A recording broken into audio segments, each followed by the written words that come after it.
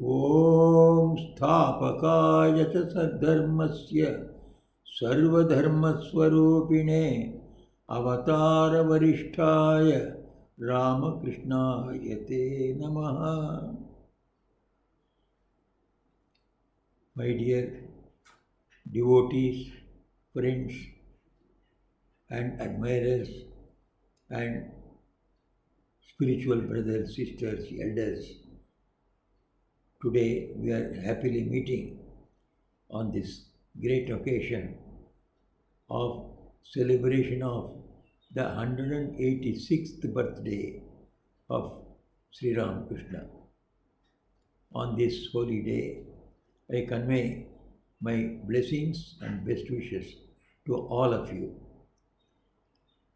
Sri Ramakrishna was called in his earlier life. Sri Ramakrishna was a name, we can call it as his monastic name. Most probably it is said, most probably it was given by Totapuri, his guru, this name, Ramakrishna, because the earlier name was Gadadhara. So this is one of the versions. So I am just telling you, he was earlier called as Gadadhar, and later on, this Ramakrishna name got attached to him, and it has become the worldwide name for this great Avatara Purusha.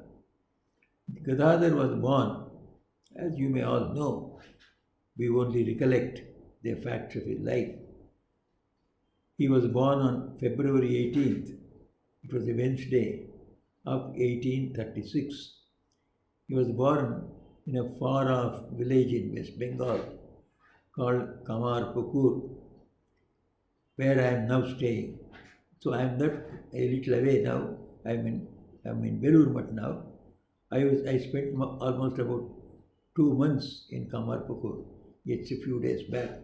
Then I came to Belur Math. Now I am addressing you from the Belur Math premises, the holy headquarters of the Ramakrishna Mountain Mission. So we go back to Sri Ramakrishna's life. So he was born on February 18th, a Wednesday, in 1836 at village Kamarpukur. His father was Khudiram Chattopadhyaya. It is pronounced as Khudiram in Bengal. Khudiram Chattopadhyaya. And his mother was Chandramani. So to Chandramani and Khudiram, he was born on that day. And as we all know, he was the fourth child of the 5 children of his parents. And a strange thing happened before his birth, which indicates a divine origin of this child. His father was in Gaya for performing some obsequies for his ancestors. There, Gaya, the Vishnu of Gaya, appeared to him as Ramchandra, Raghuvira, and then told him, I will be born to you as your son. And on this side, in the village Kamarpukur, Chandramani had a divine experience as if the light from the Shiva's temple just next to her, their house, that light came and entered her womb. So both of them had divine experiences, one of Shiva, another of Vishnu. And with the combination of this power, the God who is represented by Shiva, the Jnana, and the power represented by Vishnu, the Bhakti, with the combination of this Jnana and Bhakti together, Sri Ramakrishna was born. So there was a sort of a harmony even before his birth, and Jnana and Bhakti, devotion and knowledge. These two are supposed to be very, very opposite to one another. But this combination was there from the very beginning. So Gadadhara was born, and another thing happened in his father's life. That before his birth, father had to give up his ancestral home, which was a little far away from Kamarpukur. Dere was the place. So there the zamindar, just asked him to tell some some false evidence in favor of him. But Khudiram refused. He said, I am a worshipper of God, so I have to be truthful. Truthfulness is the basic thing in any spiritual person. Without truthfulness, God cannot be attained. I will not utter a lie, for which he was punished, and all his properties were confiscated by the tyrant and then driven away from the village, Dere. And he came and settled down in the nearby village where his friend was there. And there Sri Ramakrishna was born. So Sri Ramakrishna was born to a parent who was steadfast in the truthfulness and in a righteous life.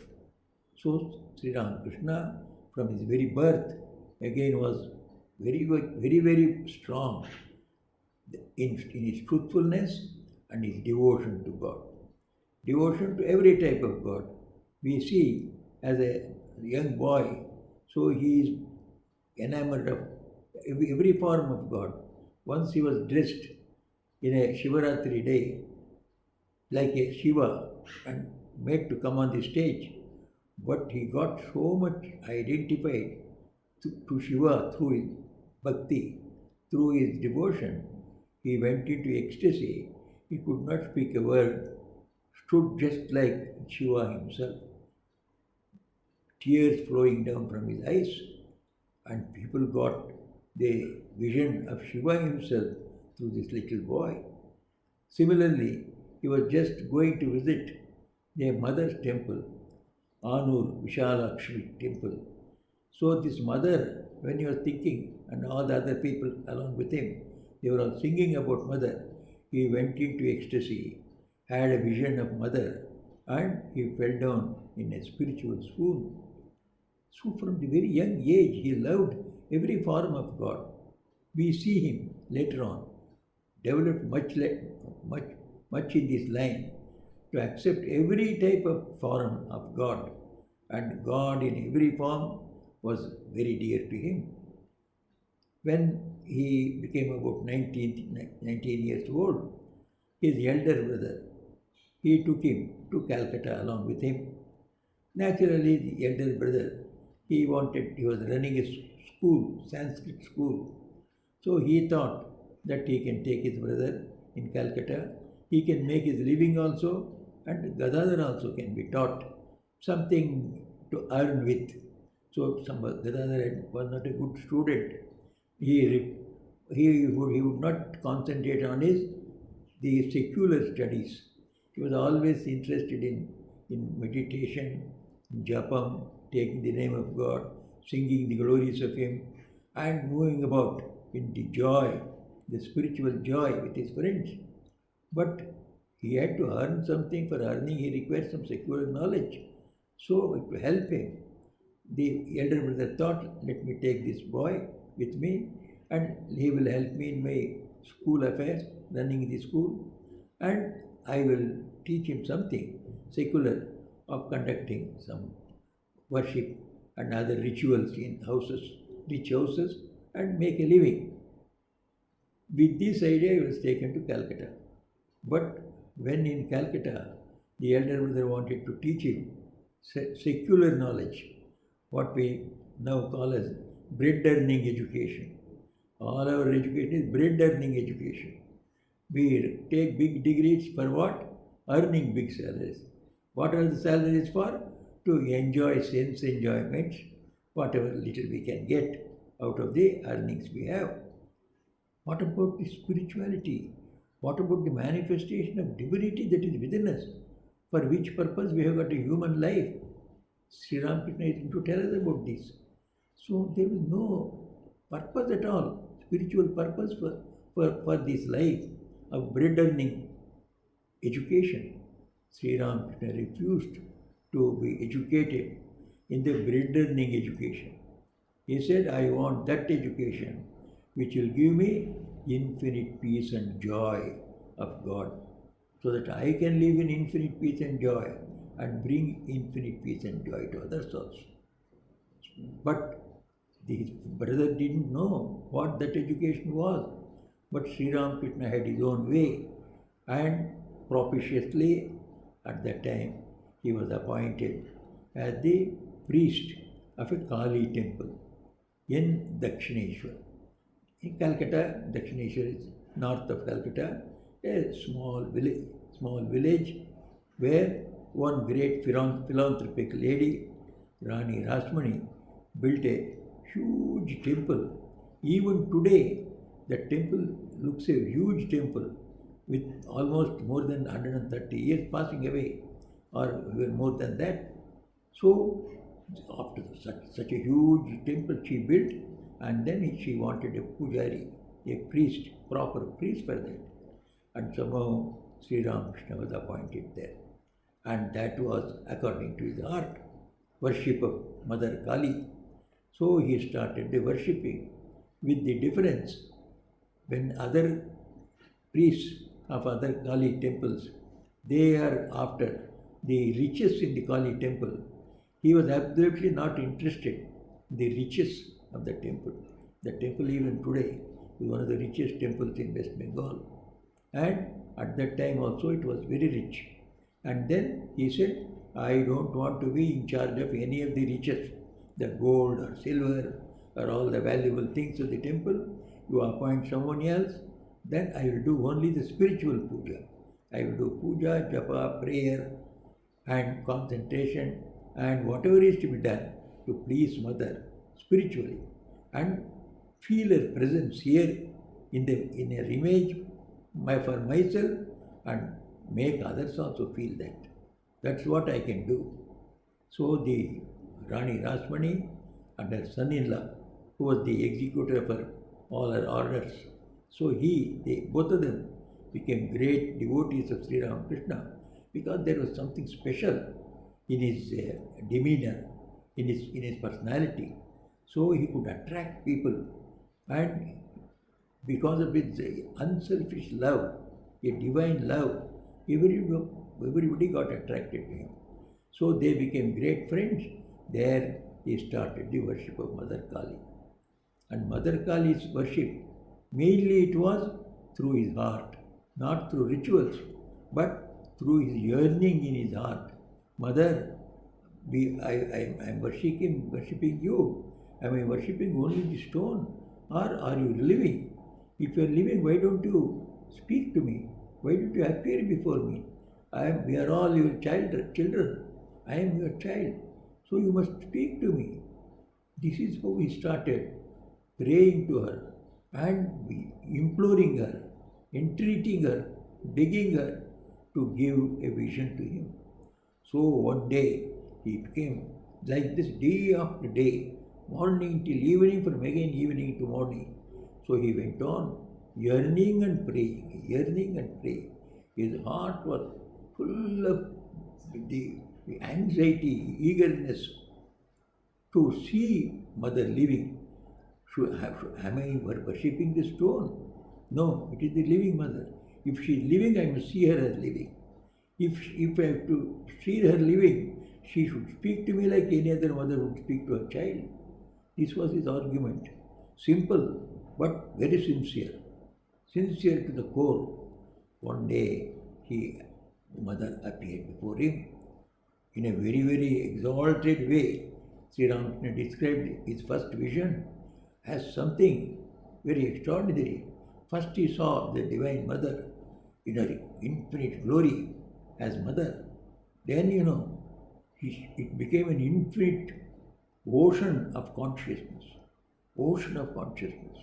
We may not be able to conceive, but Sri Ramakrishna experienced it. An ocean of consciousness, billows after billows flowing over him, overwhelming him, and he fell and got submerged into the ocean. How long he was there? Maybe the whole day and night, maybe 2 days and nights. But when he came back to consciousness, he was uttering the word, Mother, Mother, Mother. So he started with the vision of the Mother, went into the formless form of Mother, into an infinite ocean, endless of consciousness. Again, when he closed, came to the end, he saw the Divine Mother. So the very first experience was an extraordinary experience of God. It was neither of only form nor only formlessness. Form and formless simultaneously. It is one God appeared to him as Mother. The same God, she appeared to him as infinite formless consciousness. So a personal and impersonal God. This was a great contribution to the experiences of saints and seers. So our saints and seers, both in India and outside, so they belong to either one category, either worshippers of form or worshippers of formless. But Sri Ramakrishna said, you can worship both form and formless together. Can form and formless be together? He said, yes, why not? Have you not seen the ocean? So in the northern and southern poles, it is all coagulated into ice. It has got form. It is water only. But when it coagulates into ice, then it has form. And there is the ocean, where it is full of water. It has no form. The formless ocean and the formed ices. This ice and the ocean just exist together. Simultaneously, at the poles, water is solid, it has a form. In the other places, it is liquid, formless. Form and formless eternally exist together. So therefore, don't quarrel. What is form is formless also. God is personal as well as impersonal. One of the famous experiences which she is going to unite this whole world, the religions of the world. So this form and formless created a lot of problems. Since centuries, Sri Ramakrishna, his first experience itself was a great experience of spiritual harmony for the world. Then he started practicing different sects of Hinduism. One saint called the one Ramayat Sadhu. So he came, one saint, he was called Ramayat. So here he was worshipping Ramchandra as a small boy. So this Ram Lala means the dear Ramchandra, that means a baby Ramchandra. He was worshipping and seeing Ramchandra, living the boy Ramchandra in that small statue. He used to carry that statue with him. So when he came to Sri Ramakrishna could see Sri Ramchandra as this saint was seeing. The saint was worshipping that image for years together. He was seeing God in him, this Ramchandra in him. Sri Ramakrishna, as soon as he saw that image, he could see Sri Ramchandra. So the saint also understood Sri Ramakrishna is not an ordinary person.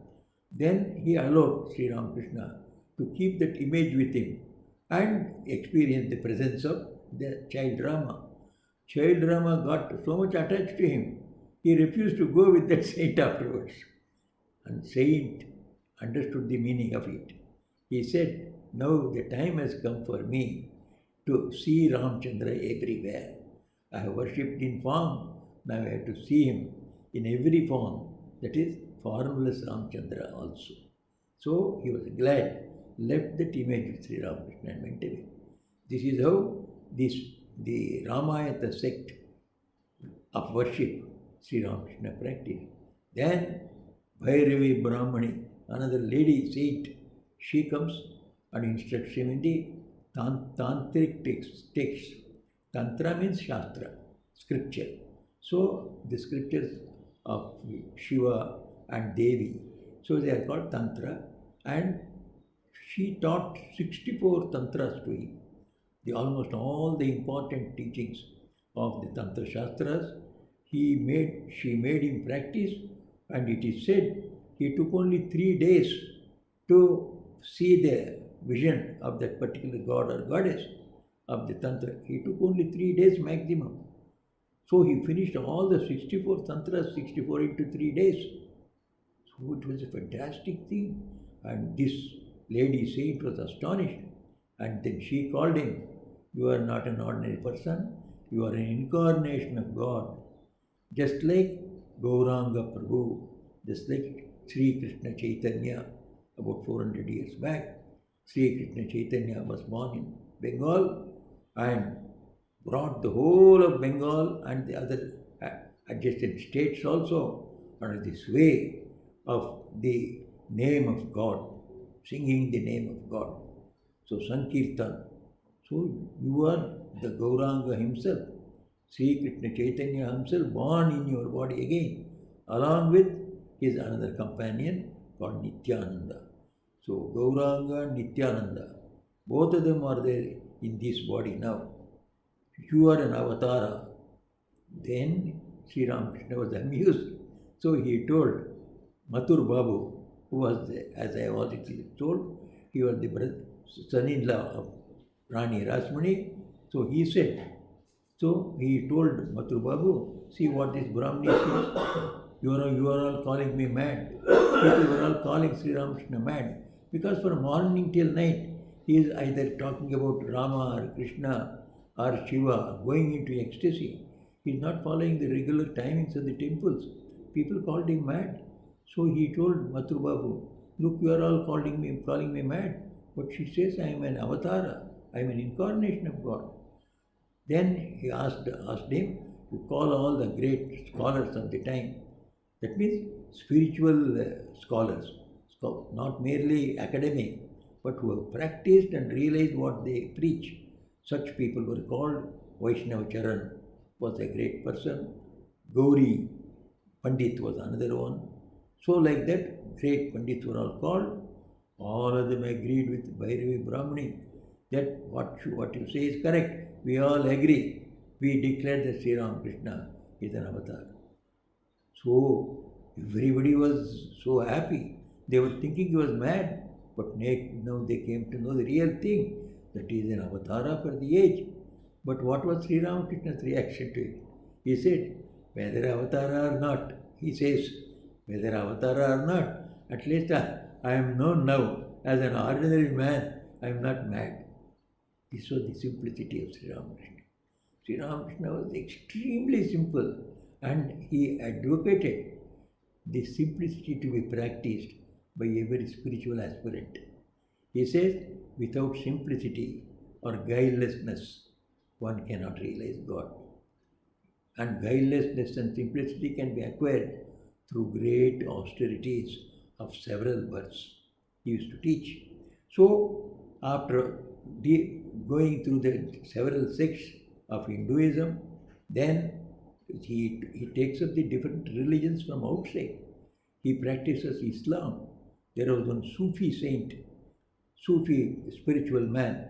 So he was called Govinda Rai. So Sufis, they don't change their name. Perhaps he was the Hindu earlier. He has become a Mohammedan, Sufi Mohammedan. But his name was not changed. He is called Govinda Rai. So Govinda Rai is a Sufi saint. He took initiation into Islam from a Sufi saint, Govinda Rai, realized the truths of Islam.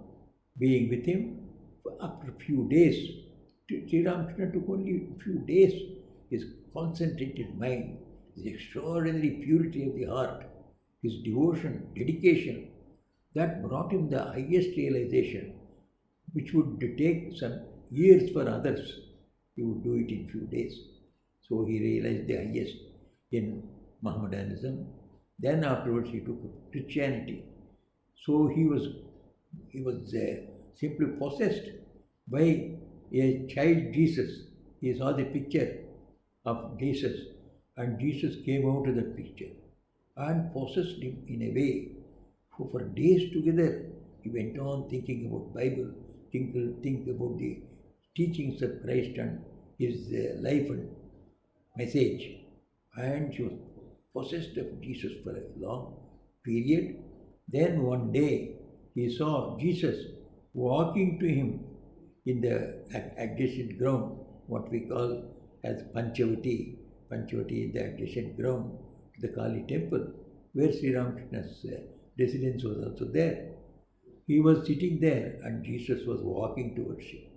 This serene person walked straight and then went and merged himself into Sri Ramakrishna. So Sri Ramakrishna knew that this is Jesus Christ who sacrificed his life for the welfare of others, for the redemption of others. So all his life he held this one. He preached this also. He used to keep a Bible in Bengali with him. He would make his young students, young boys who would come to him, relevant passages from that Bible. So he was a devotee of Hinduism, devotee of Christianity, devotee of Mohammedanism, devotee of Buddhism, whatever religion he practiced. He was a devotee, but all the while he remained a real spiritual man, Vedantist. He was a Vedantist, the religion of the Vedas. He used to call it as eternal religion, Sanatana Dharma. So he belonged to the Sanatana Dharma described in the Vedas. And what is this Sanatana Dharma? One of the great statements of the Sanatana Dharma is mentioned in the Rig Veda. The God is one and is called by many names. So God is one, he is called by many names. Therefore, names does not make God different. So names belong to each group of people. So if they are Mohammedans, if they are Christians, if they are Buddhists, if they are Hindus, they call by their own name the same God. Ekam Sat, that means God is one. Vipraha Bahudha Vadanti. The scholars call him by different names. Just we call Sri God himself. God is called as God by the English speaking people, and then he is called Brahman by Sanskrit speaking people, and by Urdu or Arabic speaking people, Allah he is called. So whether Allah or God or Jehovah or Nirvana or Brahman, names are different, but the person is the same God. So Sri Ramakrishna experienced by practicing the religion in the very way the followers practice it, not practicing from outside, just reading something and then in my own way imagine that another religion is like this. Taking initiation under qualified gurus of that religion, then following the method, attaining to that final stage. This is what Sri Ramakrishna said. So Swami Vivekananda later on used to say, before the Parliament of Religions held in September 11 of 1893 in Chicago, there was a Parliament of Religions in Sri Ramakrishna himself. In 1878 itself. So almost 20 years back, Sri Ramakrishna was a Parliament of Religion in himself. All religions he had realized. And he has realized that there is harmony at the base of all of them. So all the religions were basically same. So these basic truths are the things we should preach, not the details. Details must differ. So we basically we are human beings. But in detail, a Hindu looks like a Hindu, and a Christian looks like a Christian, a Westerner looks like a Westerner. But basically, we are human beings. There are certain traits of human beings which is common to all of us. So Sri Ramakrishna went to the very roots of every religion, and then he declared the same thing, religion is realization. You can call God in your own way, but through that path, either through Hinduism or through Buddhism or through Christianity or through Mohammedanism, you reach God. When you reach God, then you know that God has no single name. He has got millions of names, as millions of people are. Each man can call God by his own name. A child can call him in his own way. So, it is not the name, but it is the reality that we should accept. And there, all religions are one. He said, religion is realization. And we should not simply hold on to simple dogma and doctrine. Dogmas and doctrines may help in the beginning, but through them we must proceed further and then have experience. After experiencing God, then when we speak, we neither speak as a Christian or Mohammedan or a Buddhist. We speak as saints, as mystics, as one who are who have experienced God, God realized persons. They are called saints and seers, sages. So the idea is that every one of us, before preaching, we must be saints and seers. We must have seen God, experienced God, not in the same extraordinary way as Sri Ramakrishna it may not be, but we must have minimum experience, like a graduate in a university. So if you want to belong to a university, you must be at least a graduate. So then it qualifies, saying that you are eligible to teach. So like that, in the religion also, minimum of realizing God in your own way and God in His own real form, we must know, not by simply holding on to dogmas and doctrines. So Sri Ramakrishna was the first person in this 150 years who has said that religion is not a thing of belief, it's not a thing of dogma anymore, it is a thing of realization. You experience religion, what you call as God, you can see God. What you call as soul, you can experience soul. And what you call the eternal laws of the good producing good, the bad producing bad results, eternal law, morality, all these are true. You can see, you can experience. So there is a method, he said. The method he prescribed was the yogas. Yoga is concentration and purity. Purity and concentration is called yoga. So you become pure, holy, and pray. You will see God. God comes to those who are holy and pure and concentrated. This is a simple method he is told. So he said, each one has his own way, his yoga. So in broad way he said, there is karma yoga, there is jnana yoga, there is bhakti yoga, there is raj yoga. He added so many other yogas also. Sharanagati yoga. If somebody is very incapable of following any particular yoga, just surrender yourself to God. He is your own father, He is your own mother. Then pray, oh Lord, I am incapable of following any method. I surrender myself to you. Please reveal yourself to me, and God will certainly listen to you. You will get the same experience as the other people who follow the regular yoga, Sharanagati yoga. Greater than that one and most relevant to the modern age, the yoga he taught was worshipping God through man. Consider every man as the temple of God. God alone has become this whole universe. So Sri Ramakrishna said, it is not true as the classical Advaitins used to say. Classical Advaita says, a person who has realized God, he will consider this world as unreal. Just like a dream. But Sri Ramakrishna did not agree with that. He said, He is the same God whom you see in the absolute absorption, that is in Samadhi, as one without a second, in an Advaitic form, which cannot be described. The same God has become this whole universe, whole manifestation, what we call as the universes. This is all the visible form of that invisible God whom we see in spiritual ecstasy.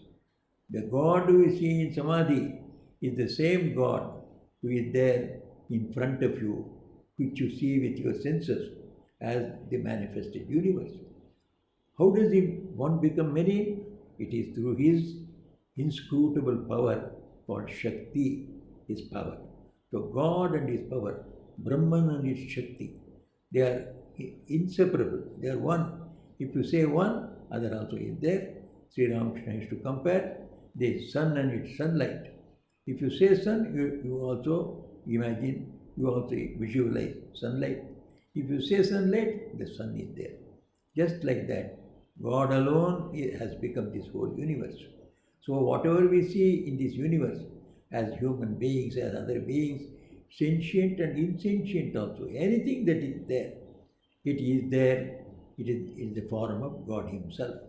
So if we can revere, if we can help, if we can make anyone, any creature in this creation progress further in their own way, it is a worship of God only.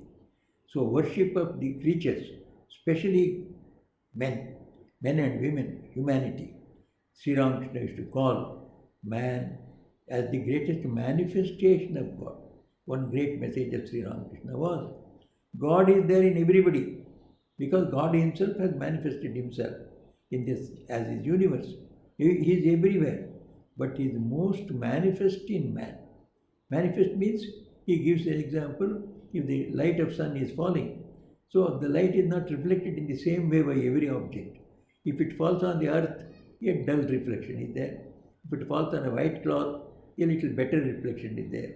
If it falls on a dirty glass, it would a little more reflection.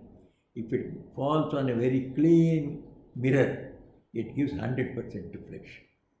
But sun is the same, reflection is the same, but manifestation is different because of the different types of the backgrounds from which it is reflected. So men are also like that. We are all considered somebody is intelligent, somebody is dull. Dullness and intelligence is different degrees of manifestation of the infinite knowledge. God is infinite knowledge, God is infinite love, God is infinite life. So this infinite life and infinite knowledge and infinite love is manifested in each creature, but there is degrees of difference. That makes the difference between person and person. So what a tremendous truth he gave. And this Swami Vivekananda, later on, he formed this what we today call as the Ramakrishna Math Mission. He put this idea of Sri Ramakrishna that everything in this creation is God himself. So we must revere everything in this creation and try to help each other to grow further and try to manifest this God that is already inside every one of us, and realize that we are not this mortal body or mortal mind, but immortal souls, immortal divinities we are. So I will just read a passage from Swami Vivekananda, which he pronounced when he started this Ramakrishna Math Mission in Belur Math in 1898. We will close with a great statement of Swami Vivekananda. Swamiji said, if the Lord wills, we shall make this Math, this Belur Math, a great center of harmony. Our Lord is the visible embodiment of the harmony of all ideals. Sri Ramakrishna is a visible ideal. He will be established on earth if we keep alive that spirit of harmony here. We must see to it that people of all creeds and sects, from the Brahmana down to the Chandala, may come here and find their respective ideals manifested. The other day, when I installed Sri Ramakrishna on the Math grounds, I felt as if his ideas shot forth from this place and flooded the whole universe, sentient and insentient. I, for one, am doing my best and shall continue to do so, all of you to explain to the people the liberal ideas of Sri Ramakrishna. What is the use of merely reading the Vedanta? We must prove the truth of pure Advaitism in practical life.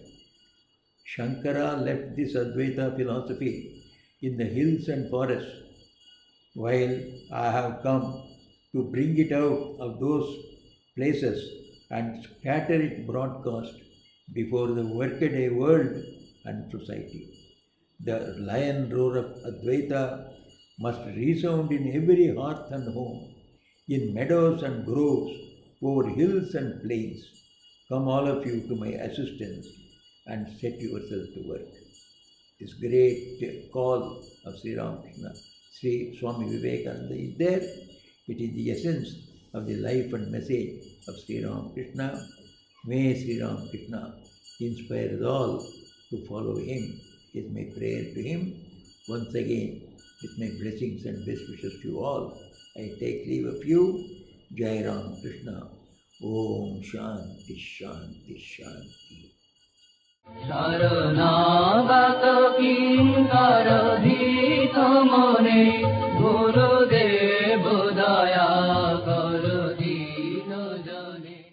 ओम स्थापकाय च धर्मस्य सर्वधर्मस्वरूपिणे अवतारवरिष्ठाय रामकृष्णाय ते नमः। जननीं शारदां देवीं रामकृष्णं जगद्गुरुं पादपद्मे तयो श्रुत्वा प्रणमामि मुहुर्मुहुः। नमः श्रीयतिराजाय विवेकानन्दसूरये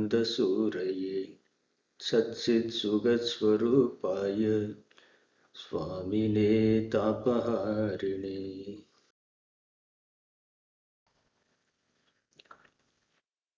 அனைவருக்கும் வணக்கம். குருதேவரின்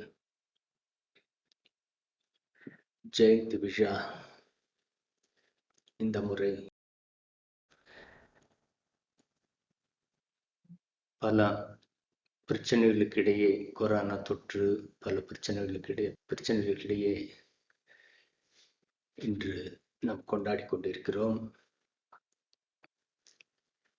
பகவானுடைய அனுகிரகத்தால் இந்த எல்லாவித பிரச்சனைகளிலிருந்தும் நாம் விரைவில் விடுபட்டு நாம் பழைய நிலைக்கு நம்மளை கொண்டு வர குருதேவரை பிரார்த்திப்போம்.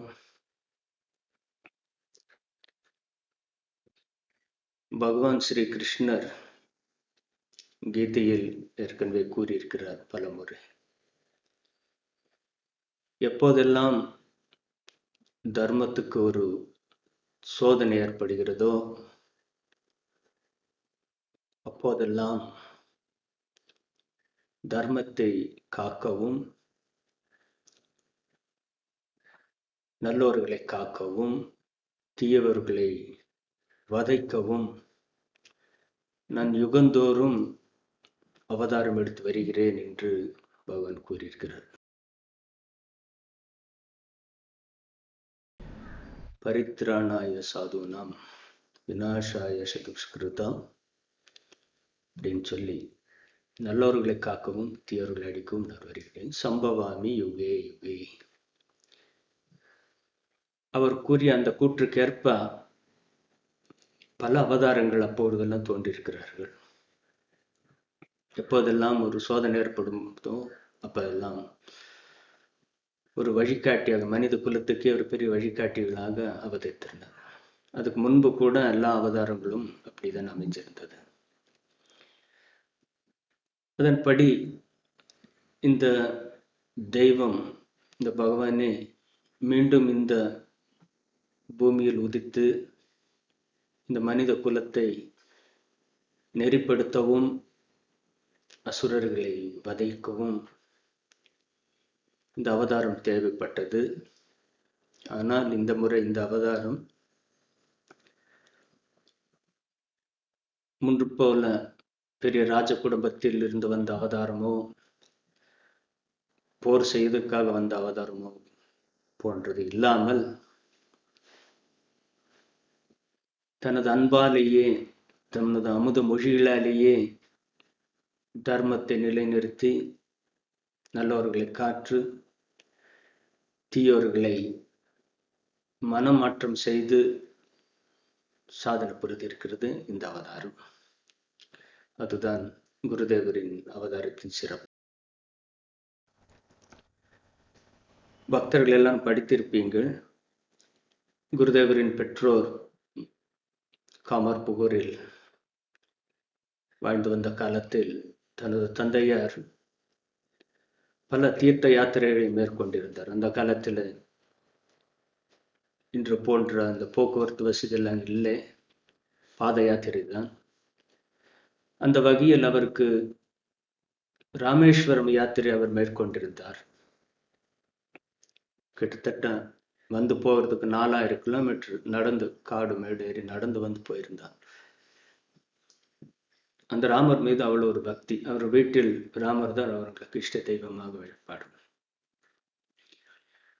அப்படிப்பட்ட ஒரு யாத்திரை மேற்கொண்டு இறை சிந்தனையிலேயே வாழ்ந்த அந்த பெற்றோர், அந்த கப்பல் சந்திரமணி சுதிராம் அவருக்கும் இந்த பகவானுடைய இந்த அனுகிரகம் அவர்கள் மீது பொழிந்து,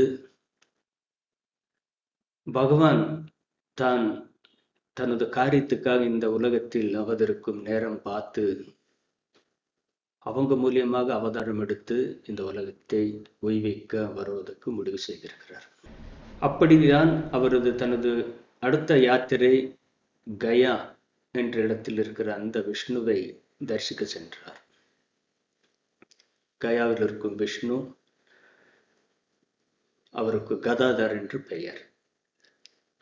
அந்த கயா விஷ்ணுவை தரிசனம் செய்ய சென்றபோது ஒரு நாள் அந்த கஷேத்திரத்தில் அவர் அயர்ந்து இருக்கும்போது கனவில் பகவான் விஷ்ணு தோன்றி, சுதிராம், உன்னுடைய பக்தி எனக்கு ரொம்ப பிடித்திருக்கிறது.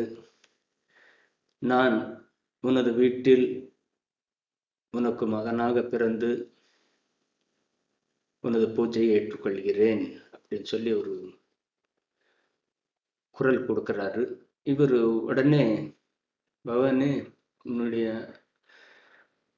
அருள் எல்லையில்லாத அருள், அதுக்கு ரொம்ப சந்தோஷம். ஆனா பகவானே நீ தோன்றி என் வீட்டில் நீ வளரணும்னா அதுக்கான சூழ்நிலை என்கிட்ட கிடையாது.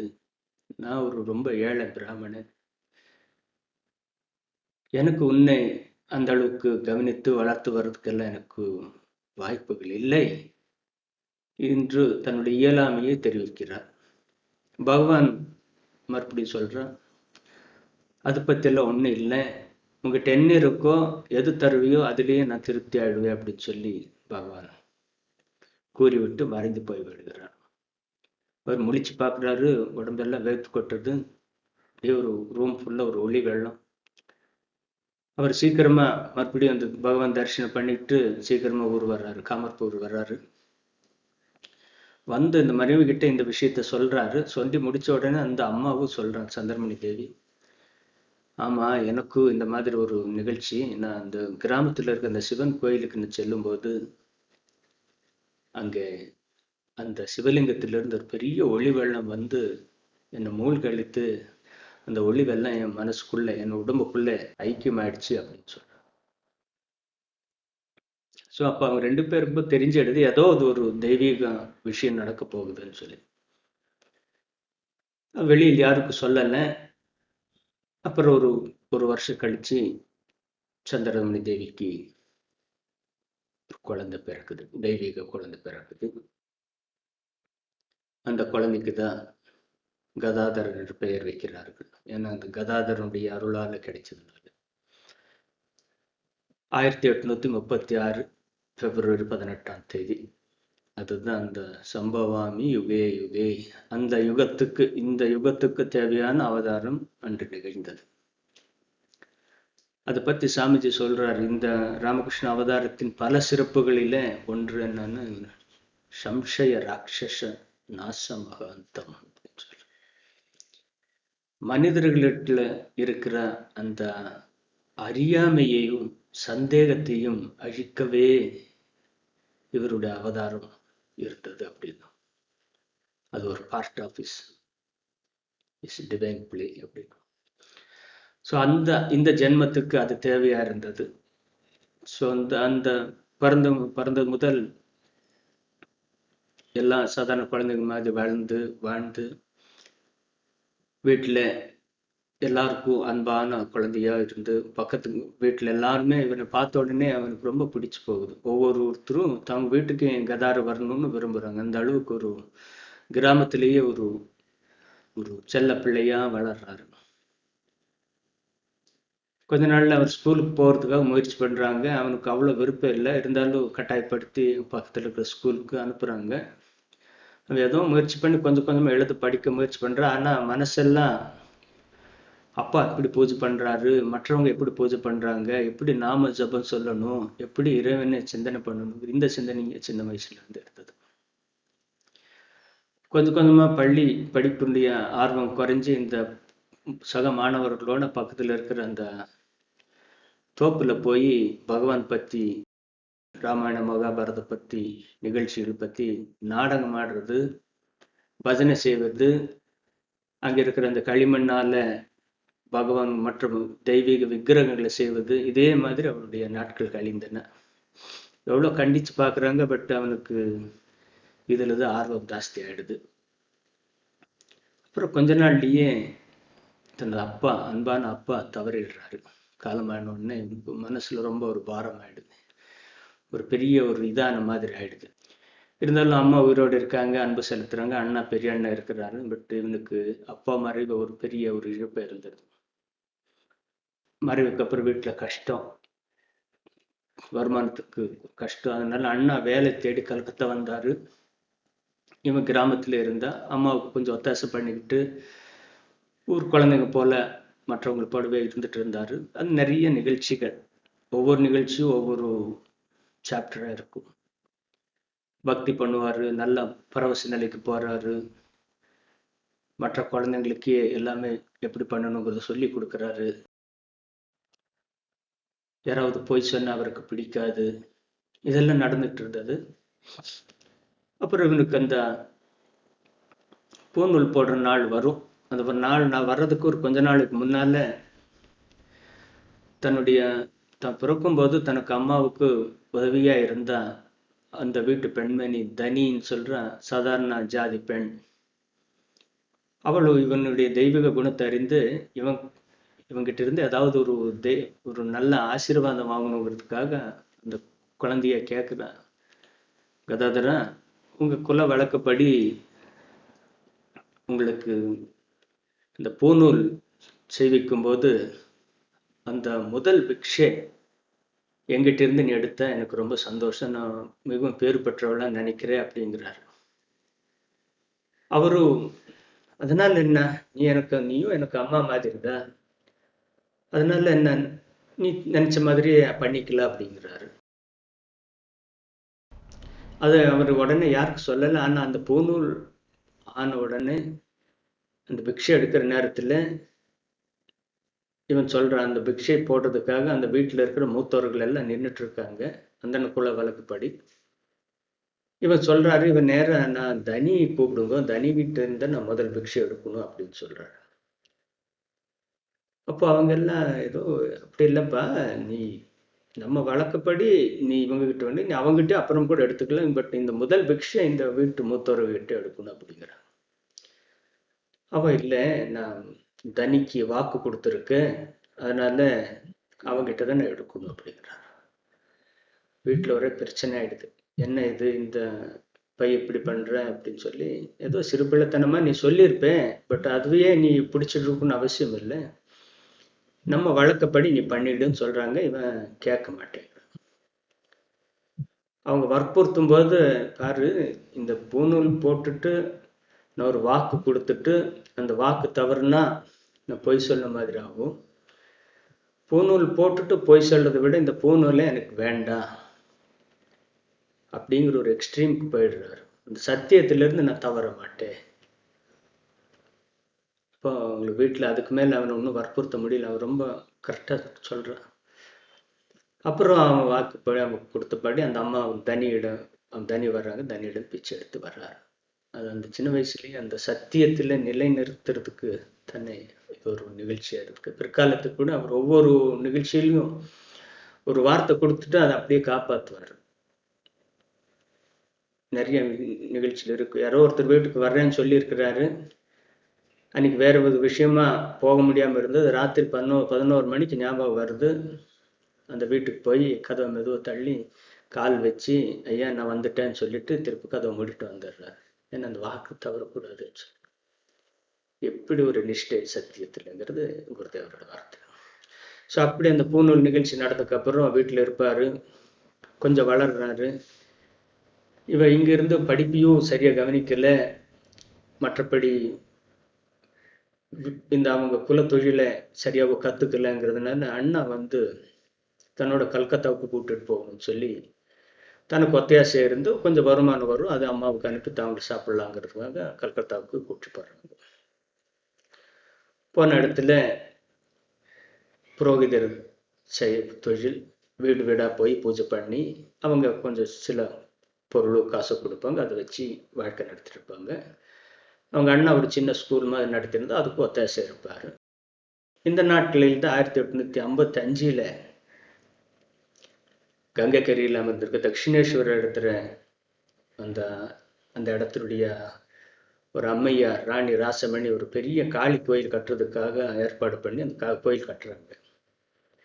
அந்த கோயில் கட்டி முடிக்கிறாங்க. அதுக்கு சரியான ஒரு பூஜாரி அந்த டைம்ல கிடைக்காத பட்சத்துல ரொம்ப போராட்டத்துக்கு அப்புறம் தன்னுடைய அண்ணன் ராமகுமாரை வேண்டி அவரை பூஜை பொறுப்பு எடுத்து சொல்றாங்க. அவர் ஏத்துக்கிறாரு. அவர் கொஞ்ச நாள் பூஜை பண்றாரு. அவரு கூட ராமகிருஷ்ணர் குருதேவர் கூட இருப்பார். இது கொஞ்ச நாள்லயே இவருக்கு பூஜையில ரொம்ப ஆர்வம் வருது. அண்ணாவும் இதை பார்த்து ரொம்ப சந்தோஷப்படுறாரு. அங்க இருக்கிற அந்த கோயில் அதிகாரிகளும் ட்ரஸ்டீஸ்க்கும் ரொம்ப சந்தோஷம். இது அப்படியே நடந்துட்டு இருக்கும்போது திடீர்னு அண்ணாவுக்கு உடம்புநிலை சரியில்லாமகி காலமாயிடுறாரு. அப்போ மறுபடியும் இன்னொரு நல்ல பூஜாரி தேடுறது ரொம்ப சிரமமா இருந்தது. பெரிய முக்கியமான கோயில். என்ன பண்றாங்க, கதாதரன் காலில் வந்து விழுந்து, அப்பா அண்ணா செய்த இந்த வேலை வேற யார் வந்து இந்த அளவுக்கு பண்றதுக்கு எங்களுக்கு தெரியல, தயவு செய்து நீ அந்த அண்ணா செய்த அந்த பூஜை நீ தொடர்ந்து நீ ஏத்துக்கணும், உனக்கு எல்லாமே தெரியும் அப்படின்னு மன்றாடுறாங்க. அவருக்கு ஒரு விதத்துல ஒரு ஆசை, அன்னைக்கு பூஜை பண்ணணுங்கிற ஒரு ஆசை. இன்னொரு இது வந்து அவனுக்கு சிக்கல் வந்து இவ்வளோ ஆபரணங்கள் இவ்வளோ பொருட்கள் எல்லாம் இருக்கு, இது ஏதாவது காணாம போயிட்டாலும் ஏதாயிட்டாலும் அதை நான் பொறுப்பேற்க முடியாது, அதனால எனக்கு இது வேலை வேண்டாம் அப்படின்ற, என்னால் அந்த பொறுப்பெல்லாம் ஏற்றுக்கிட்டு பூஜை பண்ண முடியாது அப்படின்ற. அப்போ அவங்க யோசிச்சுட்டு, நீ அதுக்காக யோசிக்க வேண்டாம், அந்த ஆபரணம் வந்து மற்ற பொருட்கள் அந்த பாதுகாப்புக்கு இன்னொருத்தரை நம்ம நியமிச்சு விடுறோம், நீ அன்னைய நல்லா வேண்டி அன்னைக்கு பூஜை பண்ணி அன்னைக்கு நைவேத்தியம் படுத்து அன்னையுடைய சாநித்தியத்தை நீ இங்க உருவாக்கணும், அது போதும் அப்படின்னு சொல்லி கேட்குறாங்க. அவரு ஒத்துக்கிறாரு. ஸோ அப்பத்திலிருந்து காளி கோயிலில் பூஜாரியை பொறுப்பேற்கிறாரு. அந்த பூஜைன்னா ஆரம்பத்தில் ஏதோ சாதாரண அளவில் பூஜையில் ஆரம்பிக்குது, போக போக போக போக அவன் பக்தி ஜாஸ்தியாகி அந்த நமக்கு எல்லாருக்கும் கற்சலியாப்பட்ட அந்த சிலை ஏன் உயிரோடு இல்லை அப்படிங்கிறது, உயிரோடு இருந்தால் நீ பேசணுமேங்கிற மாதிரி ரொம்ப ஒரு இன்டென்ஸ் லாங்கிங் வந்து வந்து அந்த மற்றது எல்லாமே தன் உணவு உறக்கம் எல்லாத்தையும் மறந்து அன்னையாரை மட்டுமே வேண்டி, அம்மா நான் கொடுக்குற ஆகாரத்தை நீ ஏற்றுக்கணும், உனக்கு என்ன வேணுங்கிறத நீ என்கிட்ட சொல்லணும், நான் உங்களோட பேசணும், இதை நீ எனக்கு காட்டணும், நீ உயிரோடு இருக்கேன் அதை நீ எனக்கு காட்டணும்னு சொல்லி ஒரு ஸ்பெஷல் உறவு, ரிலேஷன்ஷிப்.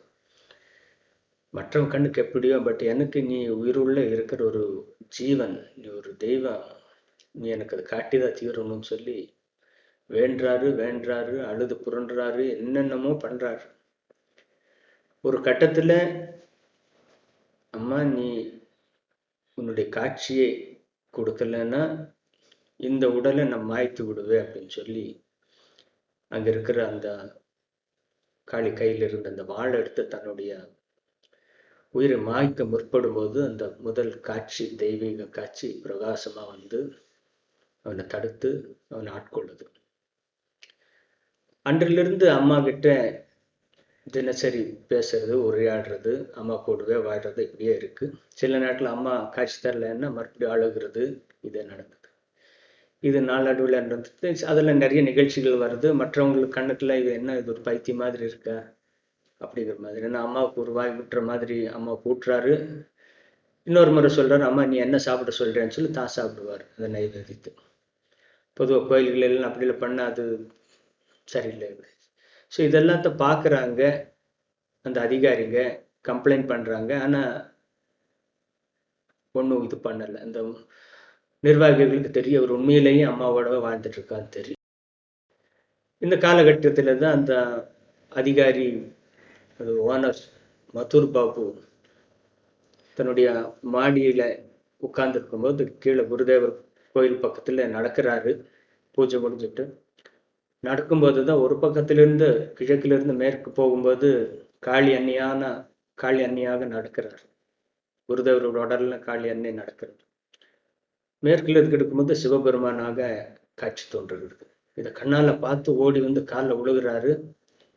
குருதேவருக்கு சொல்ல என்ன ஆச்சுன்னா, ஐயோ உன் ரூபத்துல காளி சிவன் 2 பேரும் பார்த்தேன். நீ இனிமேல நீ என்னை என்கிட்ட மறக்க முடியாது, நீ அந்த தெய்வமே தான் அப்படின்னு சொல்றாரு. அப்புறம் அவரு ஆசீர்வாதம் பண்ணிட்டு பெருசா இடத்துல விட்டுட்டார். அப்படி ஒரு இது நிகழ்ச்சி நடந்தது. அதுக்கப்புறம்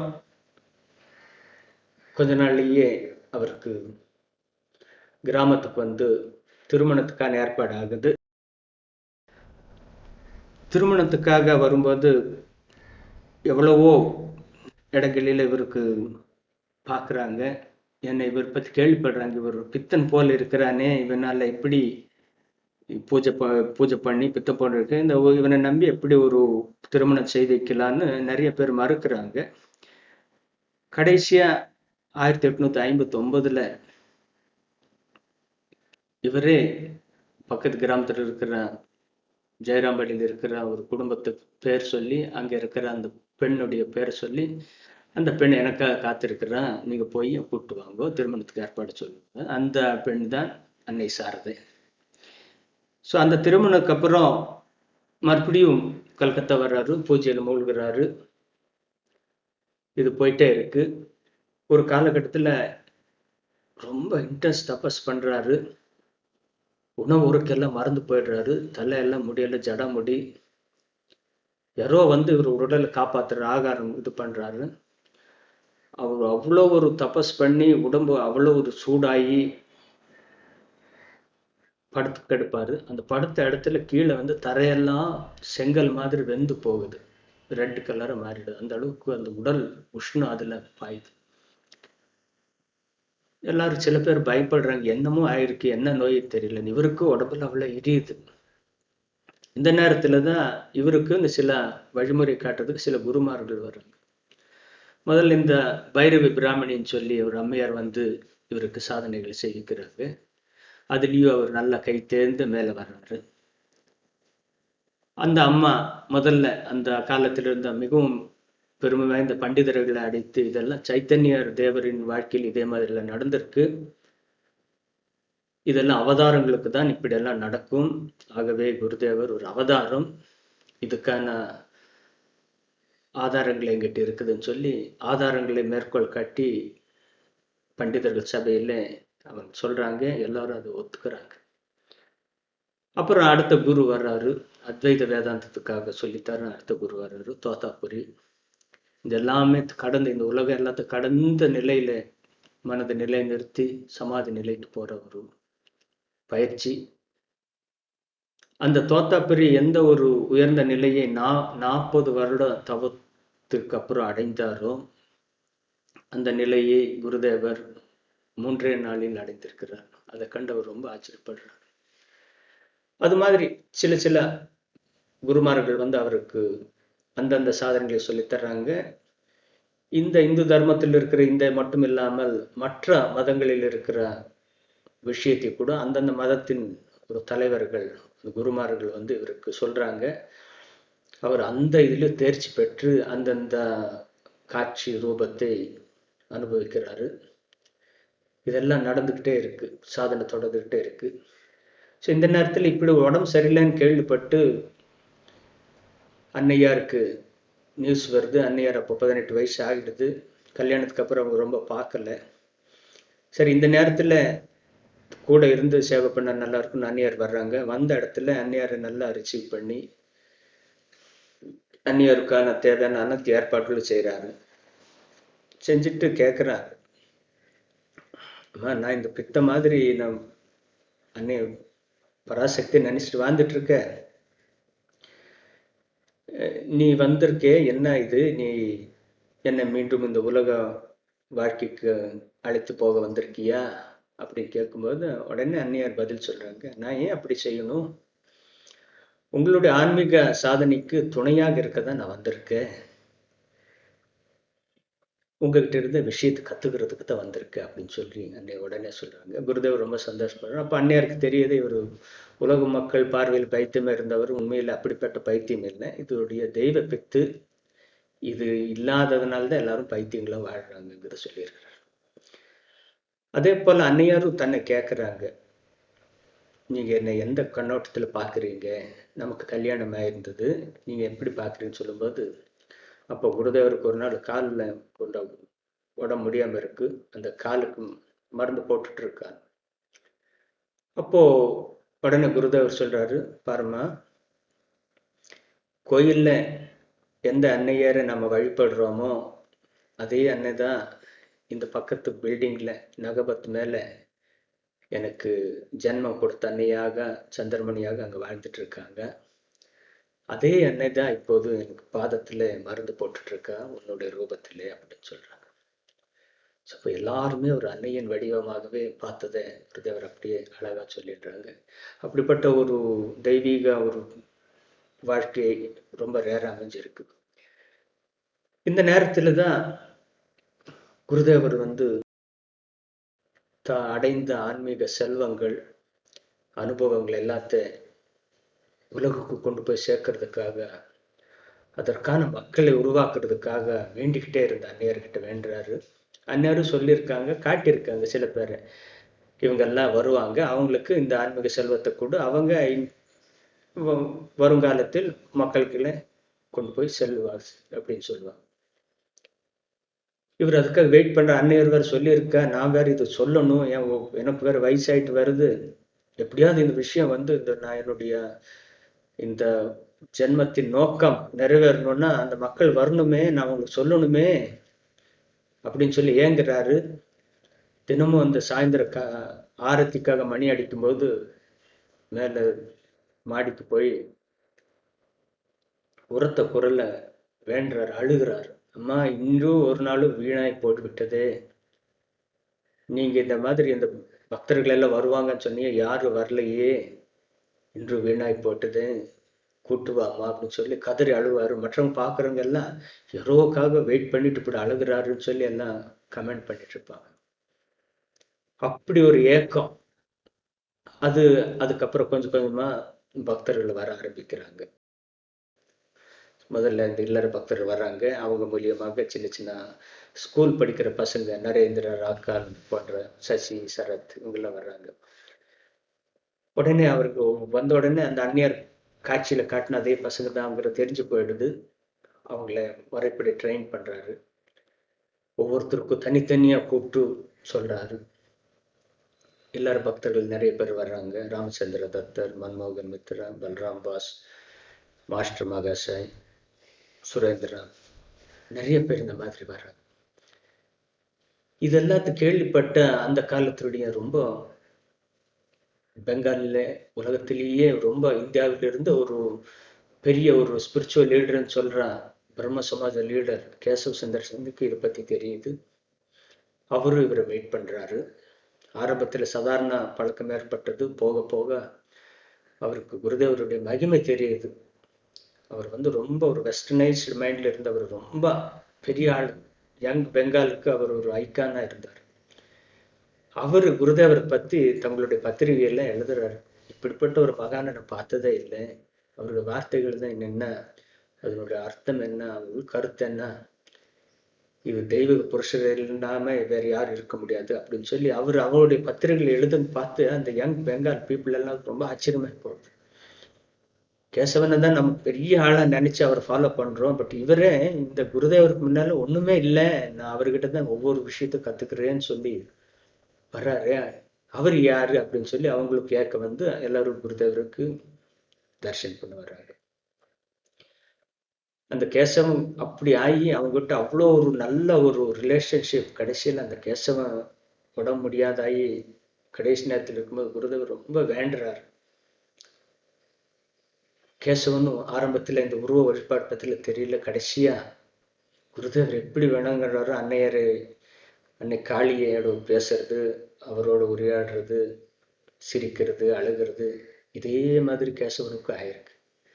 அது அவன் கேசவனுடைய பையனும் அவங்க சிஷ்யனோட சொல்லும்போது குருதேவர் ரொம்ப அப்படியே கேட்குறாரு. அப்படிப்பட்ட ஒரு உறவு.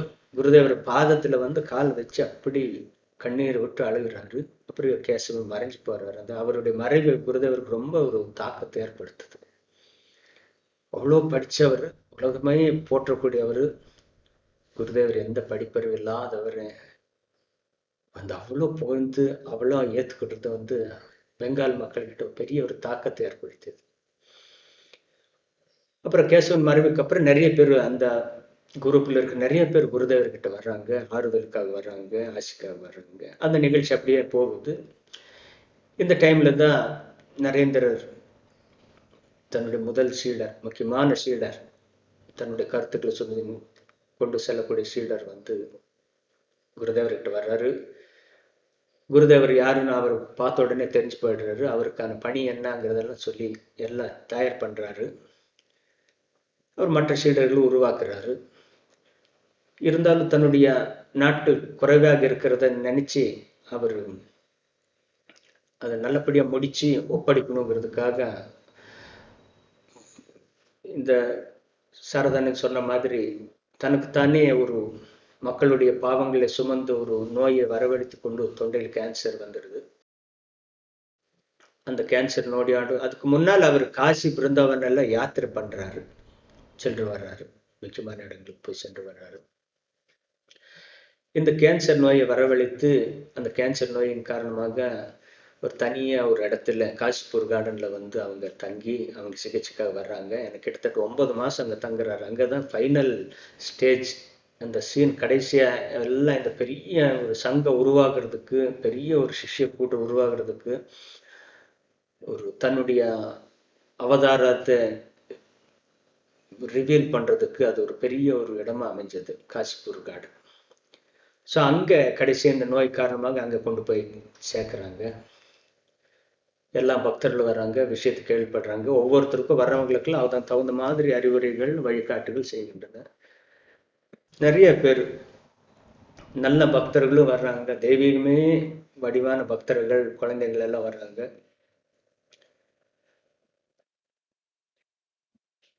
பாவமே உருவான பக்தர்களும் மக்களும் வந்தாங்க. அவங்களையும் புனிதப்படுத்திருக்கிறாரு.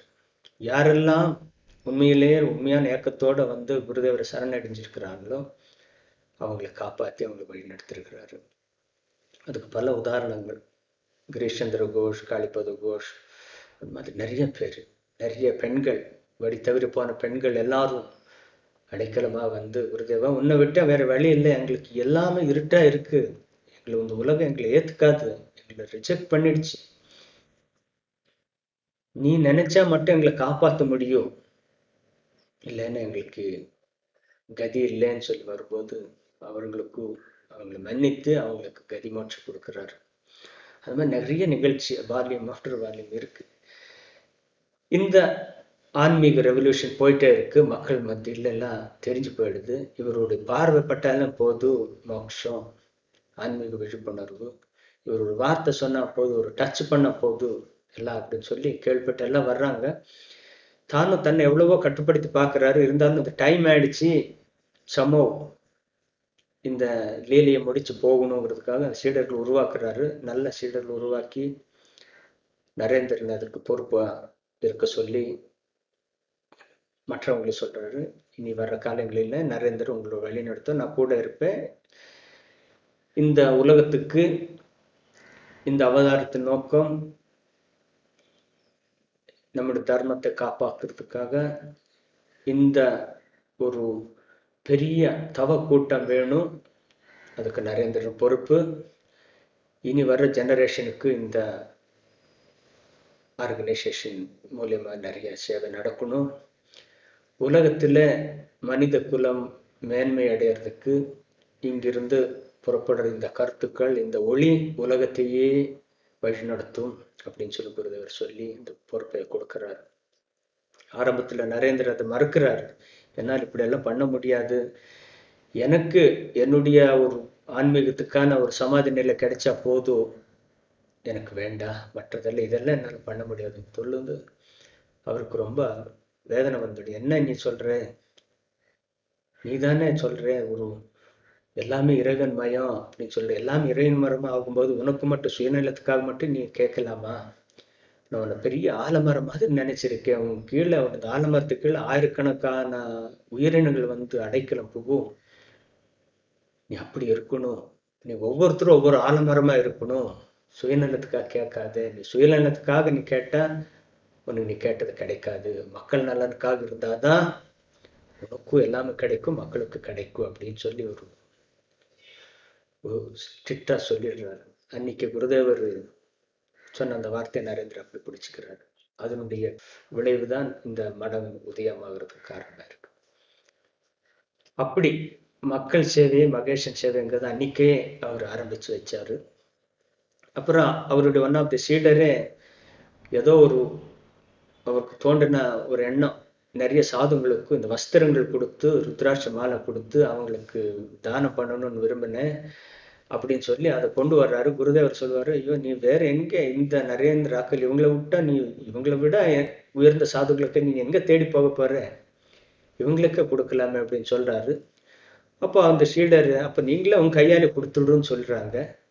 அவர் கையாலேயே இவங்க எல்லாம் அந்த சன்னியாசி வஸ்திரத்தை வாங்கி அணிஞ்சு பிக்ஷை எடுத்து வந்து அவருக்கு அதை கொடுக்குறாங்க. அப்படி ஒரு தவக்கூட்டத்தை தானே உருவாக்கி வச்சார். நிறைய பேர் நினைப்பாங்க விவேகானந்தர் ராமகிருஷ்ண மிஷன் ஆரம்பிச்சிருக்கிறாருன்னு அப்படி கேட்குறாங்க. பட் அப்படி கிடையாது. குருதேவரே ஆரம்பிச்சு வச்சாரு. அன்னை சாரதா தேவி அதை வழிநடத்தினாரு. விவேகானந்தர் மற்றவர்கள் எல்லாம் அதை தொடர்ந்தாங்க. நாம எல்லாரும் அந்த வழியில வந்துட்டோம். ஸோ அப்படி ஒரு மிஷன், பெரிய ஒரு தவ கூட்டம் ஆரம்பிச்சு வச்சாரு. அப்புறம் நிறைய பேருக்கு ஆன்மீக தாகம் எடுத்தவங்க எல்லாம் ஒரு குறிப்பிட்ட நாளில் 1886 ஜனவரி 1ஆம் தேதி தன் உடல்நட ரொம்ப முடியாம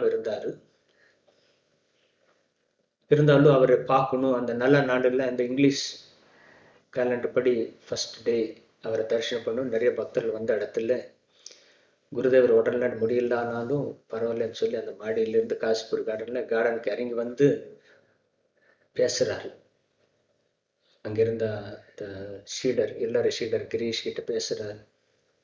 அப்பா கிரீஷ், நீ என்னை பத்தி என்னென்னமோ சொல்லிட்டு இருக்கீங்க, இவர் ஒரு அவதாரம், ஒரு தெய்வீக புருஷர் அப்படின்னு சொல்லிட்டு இருக்கீங்க. அப்படியெல்லாம் நீ சொல்றதுக்கு என்கிட்ட இருந்து என்ன ஸ்பெஷல் நீ கண்ட? நானும் சாதாரண மனுஷன் மாதிரி தானே இருக்கேன் அப்படின்னு சொல்லும்போது தான் அந்த கிரீஷ் சொல்றாரு, ஐயா, எந்த ஒரு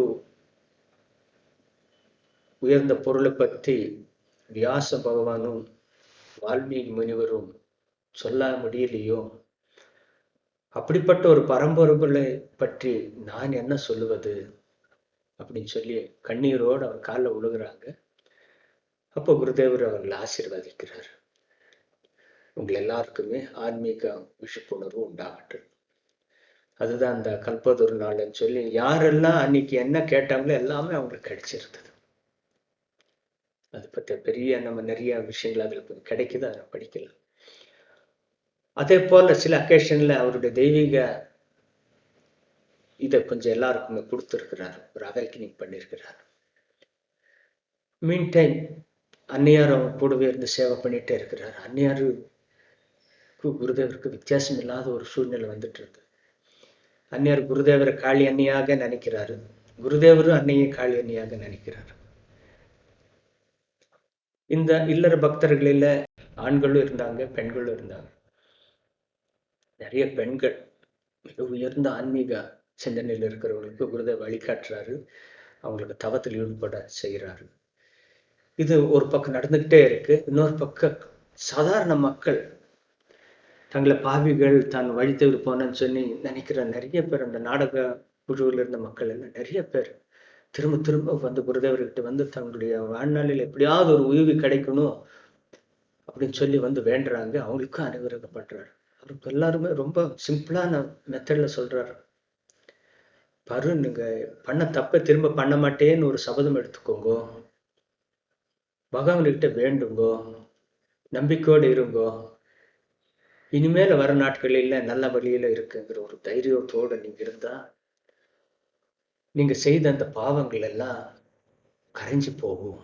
அது எப்படின்னா, மரத்து மேல உட்கார்ந்து பல பறவைகள் உட்கார்ந்து இருந்தாலும் கீழே இருந்து நம்ம ஒரு கல் எடுத்து அடிச்சாலும் இல்லை கை தட்டினாலும் அந்த பறவைகள் எல்லாம் ஓடி போயிடுதோம். அப்படி இந்த பாவ பறவைகள் எல்லாம் நம்ம மனசுல இருந்து நீங்கிடும், இறை நாமத்தை சொல்லுவோம் அப்படிங்கிறார். அதே மாதிரி தான் அவர் ஒவ்வொருத்தருக்கும் அந்தந்த வழி காட்டுறாரு. அப்புறம் இன்னொரு உதாரணம் சொல்றாரு. சில பேர் வர நம்ம பண்ண பாவத்துக்கு கணக்கே இல்லை, இது நீங்க சொன்ன மாதிரி அப்படியெல்லாம் உடனே போற மாதிரி இல்லை குருதேவான்னு சொல்லும்போது, அதை எப்படி நீ சொல்ல முடியும்? குருவினுடைய அருள் இருந்தா ஒரு நொடி பொழுதுலையும் கூட மேல வந்துடலாம் அப்படிங்கிறாரு. அதுக்கு அவரே உதாரணம் சொல்றாரு. ஒரு அறை ரூம் வந்து நூறுக்கணக்கான வருஷமா பூட்டி வச்சிருந்தாலும் அந்த அறைக்குள்ள ஒரு விளக்கை ஏற்றிட்டு வந்தா அந்த விளக்கு வந்து உடனே அந்த அறை பிரகாசம் ஆயிடும். இல்லை அந்த ஜன்னலை திறந்து விட்ட சூரியன் ஒளி பட்ட பிரகாசம் ஆயிடும். அது 100 வருஷமா அடைச்சு வச்சிருந்த அந்த அறை அந்த வெளிச்சம் வர்றதுக்கு இன்னும் 100 வருஷம் ஆகாது. இந்த மூமெண்ட் அதை கொண்டு வந்தா அந்த வெளிச்சம் வந்துடும். அது மாதிரி அந்த குருவினுடைய அனுகிரகம் கிடைச்சிட்டா வெளிச்சம் வரும். அந்த அனுகிரகம் கிடைக்கிறதுக்கு நம்ம மனசை நம்ம தூய்மைப்படுத்தணும், அப்படி தியாகம் பண்ணணும், எல்லா உயிரினத்திலும் இறைவனை காணணும், ஏழைங்களுக்கு சேவை பண்ணணும், வழி தவறி போனவங்களுக்கும் ஒரு அடைக்கலை கொடுத்து அவங்களுக்கு வழி நடத்துறதுக்கான ஒரு மனசு வரணும். இதெல்லாம் நீங்க பண்ணும்போது தெய்வம் ரொம்ப சந்தோஷப்படும் அப்படின்னு சொல்லுவாங்க. சாமிஜி அதான் சொல்றாரு, if you want to be good try to help others to be good அப்படிங்கிறாரு. அந்த வகையில பெரிய சேவை பரம்பரையை உருவாக்கி கொடுத்துருக்காரு. எந்த இடத்துக்கு போனாலும் இன்னைக்கு நம்ம பார்க்கலாம், எத்தனையோ மிஷன்ஸ். இந்த ராமகிருஷ்ண மடம் எந்த இடத்துல ஒரு கஷ்டம் இருந்தாலும் அந்த இடத்துல முதல்ல போய் நிற்குது, அதுல எந்த சந்தேகமும் இல்லை. அதுக்கு காரணம் குருதேவரே வழிவகுச்ச அந்த ஒரு பாதை தான். அப்படி மக்களுக்கு சேவைக்கும் மக்களுடைய ஆன்மீக உயர்வுக்கும்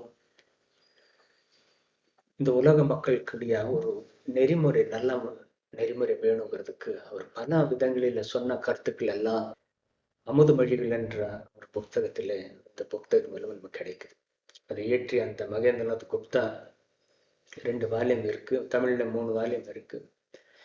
அவர் குருதேவரை காண செல்லும் போது நடந்த நிகழ்ச்சிகளை அப்படியே எழுதி வச்சிருக்கிறாரு. அதை பத்தி வந்து குருதேவர்கிட்ட டிஸ்கஸ் பண்றாரு. நீங்க இந்த மாதிரிலாம் சொன்னீங்க அப்படின்னு சொல்றாரு. அப்போ வந்து ஏதாவது அதுல சந்தேகம் இருந்தா குருதேவர் அதை கரெக்ஷன் பண்றாரு.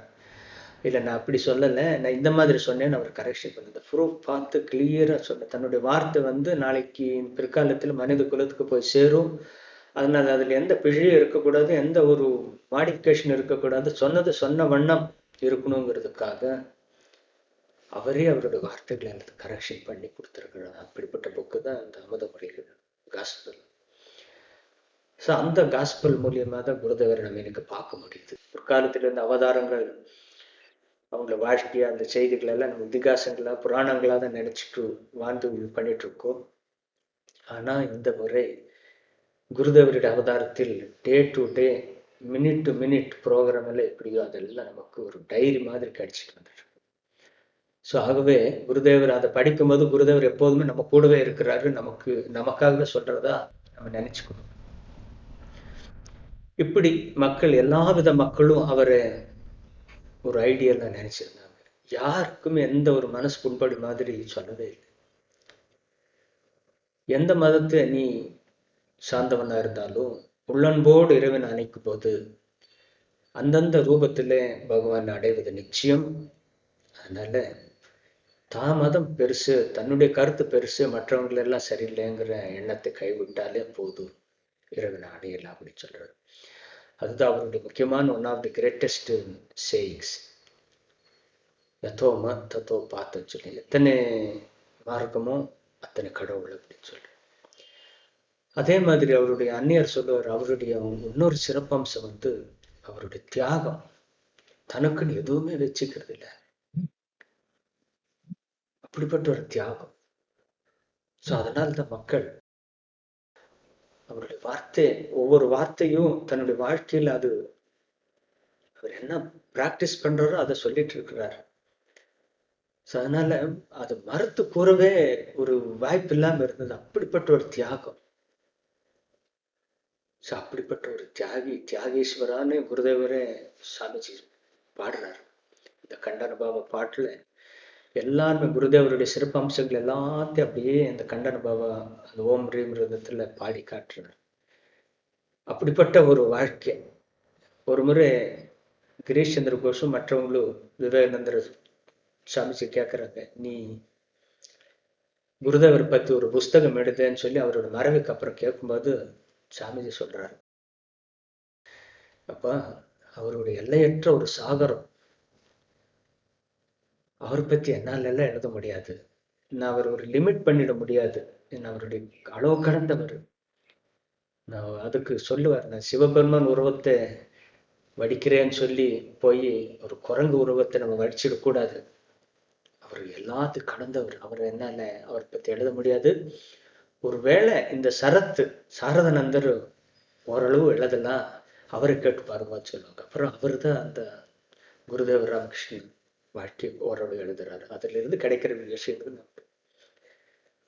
அப்படிப்பட்ட ஒரு சாமிஜியே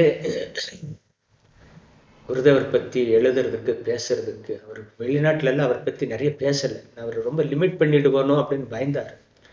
ஆனா லண்டன்ல மட்டும்தான் ஃபர்ஸ்ட் மை மாஸ்டர்ன்னு சொல்லி எனது குருதேவர் குருநாதர் சொல்லி ஒரு குருதேவர் பத்தி சொல்றார்.